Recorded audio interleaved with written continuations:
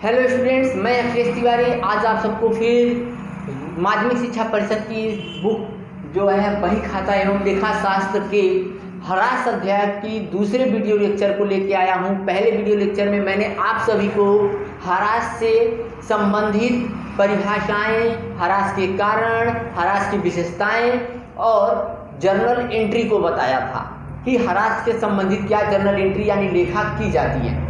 आज मैं आप सबको यहाँ पे ह्रास की विधियों को बताने आया हूँ। अगर आप नए हैं तो सबसे पहले मेरे वीडियो को सब्सक्राइब कीजिए और लाइक कीजिए। इससे मुझे थोड़ा सा ये होगा, एप्रिसिएशन मिलेगा कि मैं और सारे आपके लिए मेहनत करके वीडियो बना सकूँ।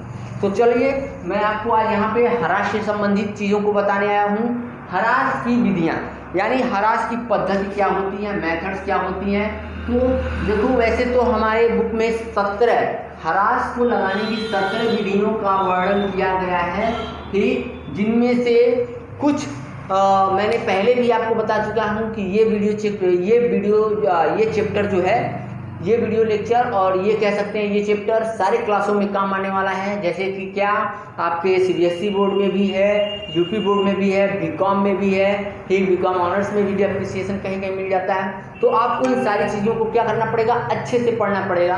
तो चलिए आइए हम बताते हैं। मैंने बताया अभी कि ह्रास को लगाने की 17 विधियाँ हैं। इन 17 विधियों में जैसे सबसे पहले क्या है, अस्थायी प्रभाग पद्धति, जिसे फिक्स्ड इंस्टॉलमेंट मेथड के नाम से जानते हैं। क्रमागत ह्रास पद्धति, जिसे डिमिनिशिंग मेथड भी बोलते हैं या रिटेन डाउन वैल्यू मेथड भी बोलते हैं। फिर वार्षिक वृद्धि पद्धति यानी एन्युटी मेथड भी है। फिर ह्रास को लगाने की ह्रास डेप्रिसिएशन फंड मेथड है, ह्रास कोष पद्धति है। फिर बीमा पॉलिसी पद्धति है। फिर पुनर्मूल्यांकन पद्धति है। रिक्तीकरण एवं निराशीकरण है। कार्यशील एवं मशीन पद्धति है, ठीक। उसके बाद मशीन घंटा प्रणाली, इसी को बोलते हैं वर्ष या इकाई प्रणाली। यानी क्या 17 पद्धतियां हैं, जिनमें से हम सबको बारी बारी से अपने वीडियो लेक्चर्स के माध्यम से ख़त्म करेंगे, जिसमें से कुछ बहुत ही इम्पॉर्टेंट हैं और जिनको क्या करना है, जिससे एग्जाम में हमारे क्वेश्चंस भी आते हैं, जिसमें से आपका अस्थायी प्रभाग पद्धति, क्रमागत ह्रास पद्धति और वार्षिक पद्धति और बीमा पॉलिसी और पुनर्मूल्यांकन काफ़ी इम्पॉर्टेंट है। तो सबसे पहले आज हम लोग जो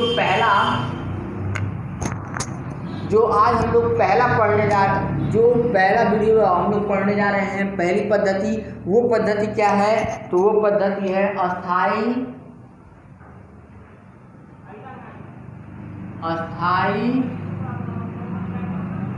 प्रभाग पद्धति।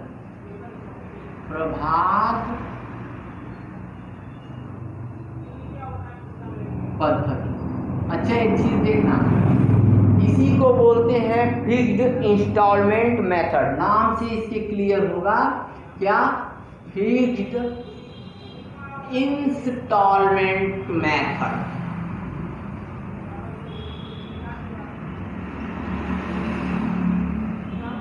देखो, अस्थायी प्रभाग पद्धति क्या होता है। तो अस्थायी प्रभाग पद्धति के अनुसार एक निश्चित एवं समान राशि ह्रास के रूप में संपत्ति के मूल्य में से अनुमानित अवशिष्ट मूल्य को घटाकर जो राशि प्राप्त होती है उसे जीवन काल यानी संपत्ति की जीवन काल से भाग देकर निकाला जाता है।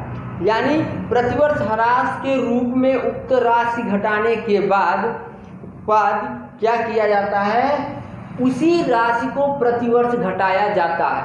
यानी मैंने अभी आपको बताया कि अस्थायी प्रभाग पद्धति में सिंपल हम लोग कह सकते हैं कि अस्थायी प्रभाग पद्धति के अंतर्गत किसी भी संपत्ति पर ह्रास की गणना जो एक बार कर ली जाती है, वही ह्रास क्या किया जाता है, प्रत्येक वर्ष यानी संपत्ति के जीवन काल तक काटी जाती है या लगाई जाती है। क्लियर, काटी जाती या लगाई जाती है। अब देखिए आप, इसमें मैंने बताया कि ह्रास के गुण, इसके गुण क्या हैं। तो देखो, अस्थायी प्रभाग पद्धति के गुण, ये काफ़ी सरल होता है, ये काफ़ी क्या होता है, सरल होता है। ये संपत्ति की जीवन काल पर तब तक लगाया जाता है जब तक कि उसकी मूल्य शून्य न हो जाए, अर्थात इसकी शून्य मूल्य तक क्या किया जाता है, इसको अवलिखित किया जाता है। ठीक, इसका कुछ इसके जो रूल हैं, तो देखो इसकी गणना दो पद्धति से की जाती है।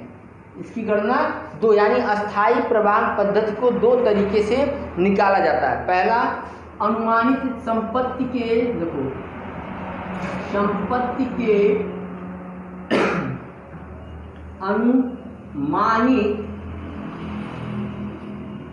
अनुमानित जीवन काल के आधार पर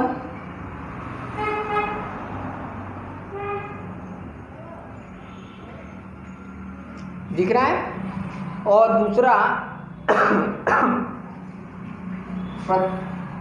प्रतिशत वार्षिक दर आधार पर, प्रतिशत वार्षिक दर के आधार पर।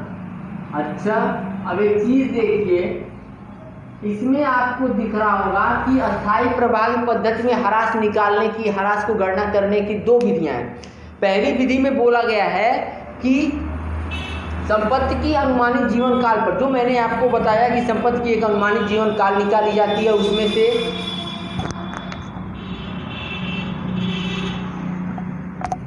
उसमें से क्या किया जाता है, संपत्ति की अनुमानित जीवन काल में से उसके अवशेष मूल्य को घटाया जाता है तथा उसके जीवन काल से भाग देकर कैलकुलेट किया जाता है। तो अब देखिए आप, मैं आपको यहाँ बताता हूँ। सबसे पहले इस संपत्ति, मैंने क्या बताया कि संपत्ति की लागत मूल्य, क्लियर, इसी को इंग्लिश में बोलते हैं कॉस्ट ऑफ एसेट्स। ये आपको हमेशा दिया रहता है। ठीक, संपत्ति की लागत में आपको पता होगा कि संपत्ति को इंस्टॉल, जैसे मान लो कोई मशीन खरीद के लाए और उसको सेटअप कराने में भी अगर जो खर्च होता है वो भी संपत्ति की लागत में ऐड कर ली जाती है। उसके बाद अवशेष, मैंने क्या बताया कि अवशेष मूल्य घटाने के पश्चात, यानी अवशेष मूल्य, इसको इंग्लिश में क्या बोलते हैं, स्क्रैप वैल्यू।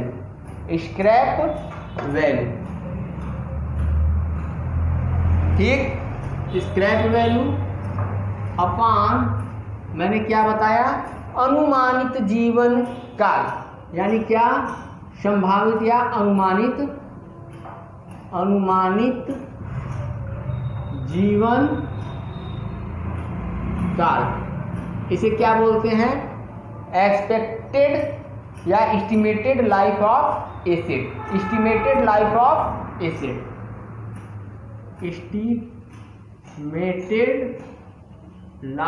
Of assets.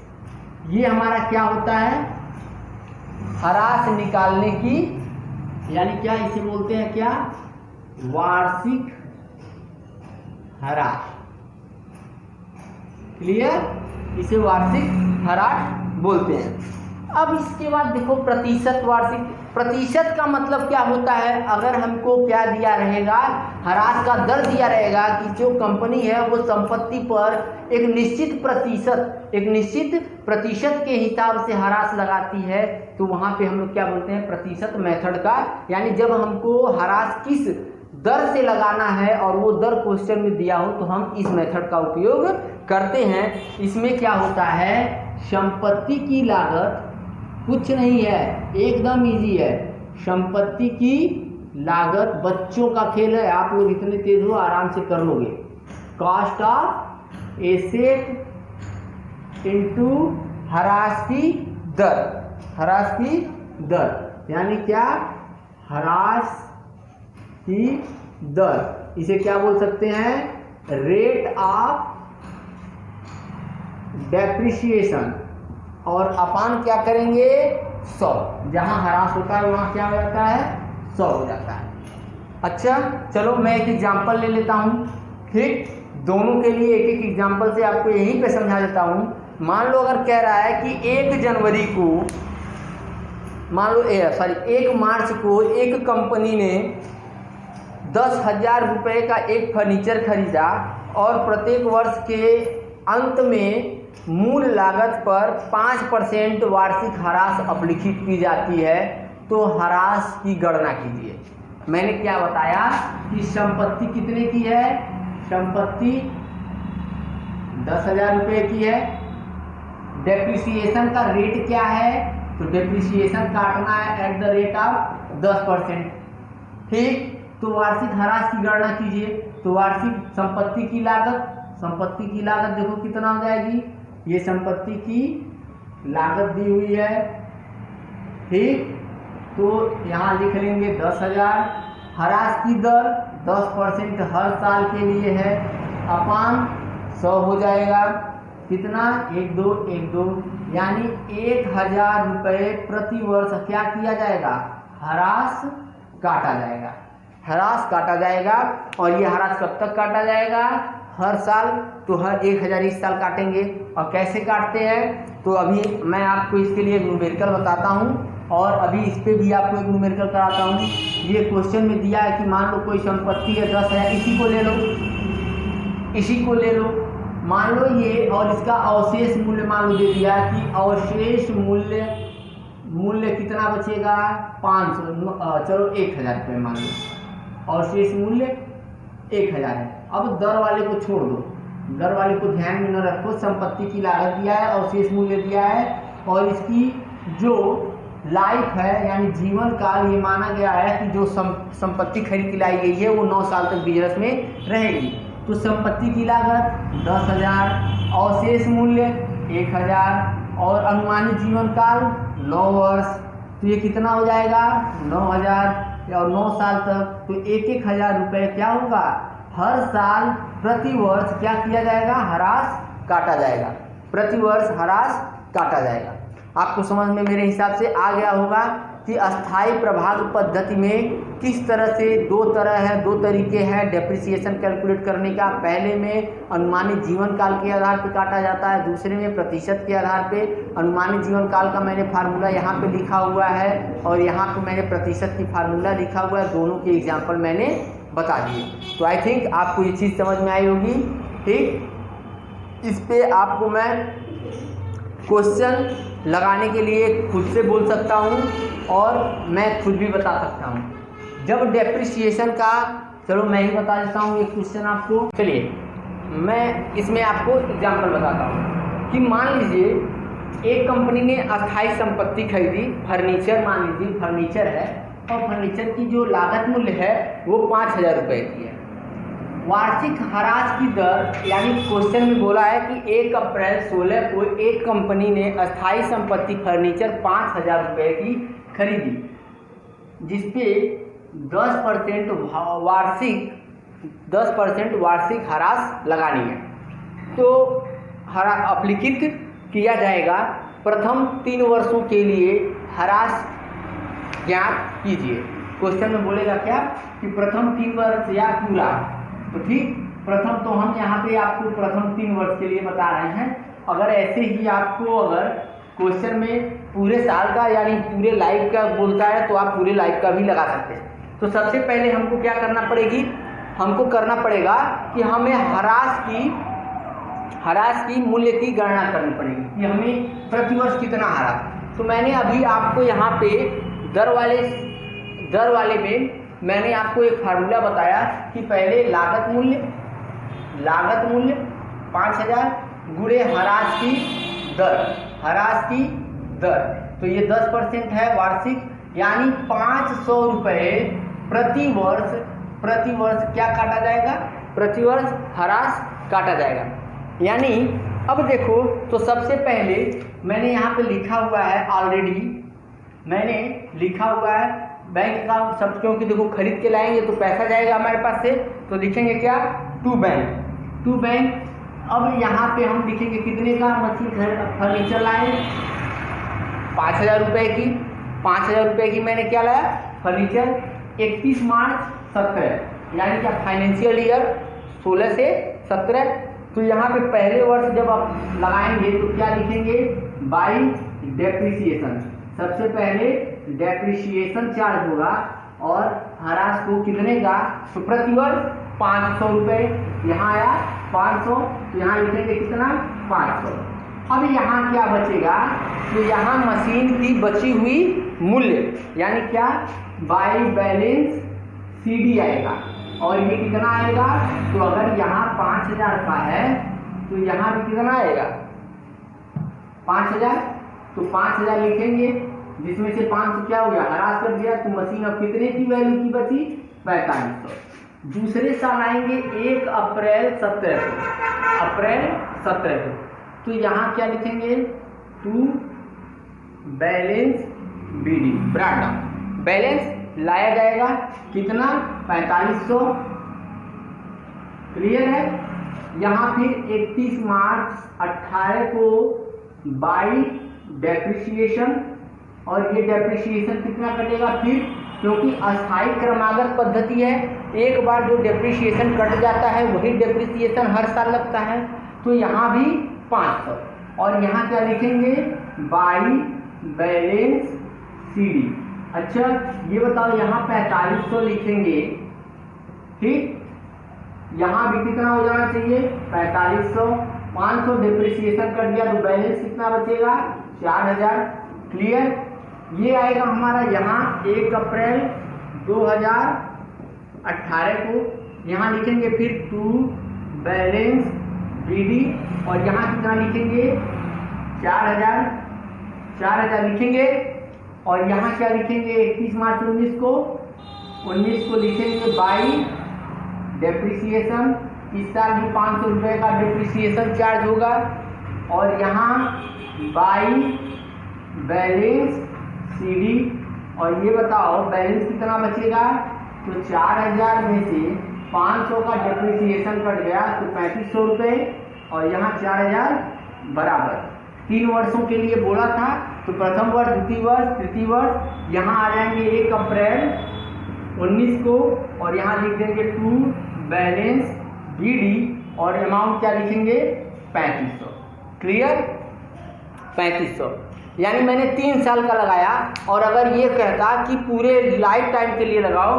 तो 3500, फिर 500, फिर बचता 3000, फिर 3000 को ले आते 500, 2500 बचता, ऐसे ही करके काटते जब तक कि मशीन की वैल्यू क्या ना हो जाए, 0 ना हो जाए। यानी मैंने आपको पिछले वीडियो लेक्चर में ह्रास से संबंधित थियरी बताया था, यानी क्या कि जिसमें आपने डिफिनीशन, ह्रास की विशेषताएं, गुण और लगाने के कारण को देखा था। इस वीडियो लेक्चर में मैंने प्रथम मेथड यानी ह्रास की अस्थायी लागत पद्धति यानी फिक्स्ड इंस्टॉलमेंट मेथड को मैंने बताया, जिसमें एक एग्जांपल लेके मैंने बताया, ये वाली थी। अगर अनुमानित वाले मेथड से देता है यानी अनुमानित जीवन काल वाले मेथड से, तब भी फार्मूले को यूज करके जो डिप्रिसिएशन आता वही डिप्रिसिएशन सेम तरीके से हम लोग क्या करते, चार्ज करते और लगाते जाते। Thank you. अगर वीडियो को अगर पसंद आया हो तो प्लीज़ शेयर ज़रूर करें, लाइक करें और कमेंट करें, ताकि मैं आपको और भी अच्छे चैप्टर्स और अच्छे टॉपिक को ईजिली दे सकूं।